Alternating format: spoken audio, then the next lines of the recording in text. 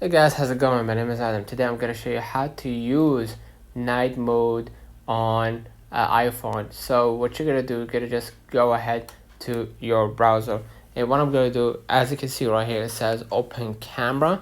In the low right situations, night mode turns on automatically. Tab at the top of the screen, turn on night mode off and on. And then to experiment with night mode, tab and then tap the shutter button and then hold your iPhone still to take your shot. So basically this feature is available, I think, to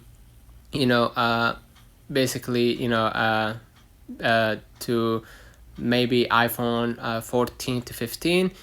So basically you can find it in your camera. Let me go back right here and go click on my camera, and basically you're gonna be able right here to see that I don't have that feature.